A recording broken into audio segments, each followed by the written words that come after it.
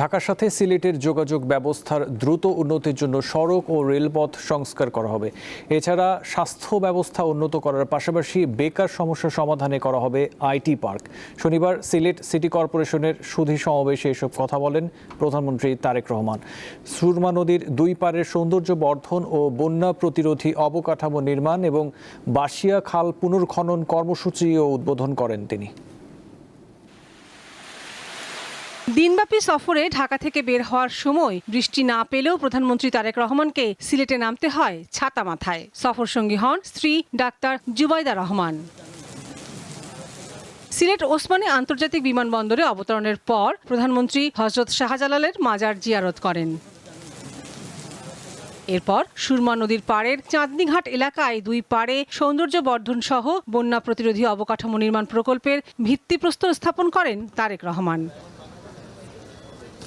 এরপর Sylhet city corporation আয়োজিত সুধী সমাবেশে প্রধানমন্ত্রী বলেন, বৃষ্টির কারণে জলাবদ্ধতা তৈরি হচ্ছে, আবার বিশুদ্ধ পানির স্তর নিচে নেমে যাচ্ছে। সবকিছু বিবেচনায় খাল খনন কর্মসূচি শুরু করেছে সরকার। তিনি আরো বলেন, দেশের মানুষের স্বাস্থ্যসেবার বিষয়ে কার্যকর ব্যবস্থা নেওয়া হবে। অসুস্থ মানুষের সংখ্যা কমিয়ে আনার চেষ্টা করা হবে। আমরাও চাই আমরা আমাদের দেশের নাগরিকদেরকে সুস্থ রাখতে, তাদের কাছে স্বাস্থ্যসেবা পৌঁছে দিতে।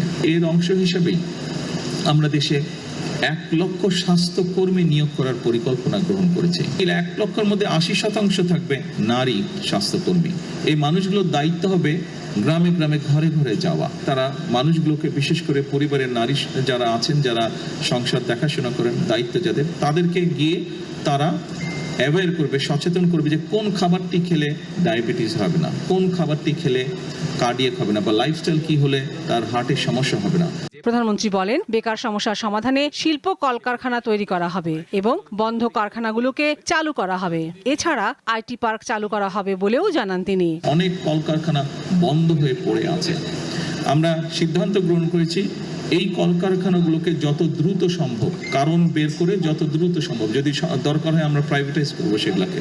যারা এগুলো চালাতে আগ্রহী তাদের কাছে আমরা হ্যান্ড ওভার করবো। এই কাজটি শুরু করতে পারলে একদিকে সারা দেশে বহু কর্মসংস্থানের ব্যবস্থা হবে। সিলেটে একটি আইটি পার্ক করা হয়েছিল, আইটি পার্কটি সেভাবে সচল নেই। এই আইটি পার্কটি নিয়ে অলরেডি এর মধ্যে আমাদের আলোচনা হয়েছে, আমাদের যে মন্ত্রণালয় আছে তারা কাজ করছে।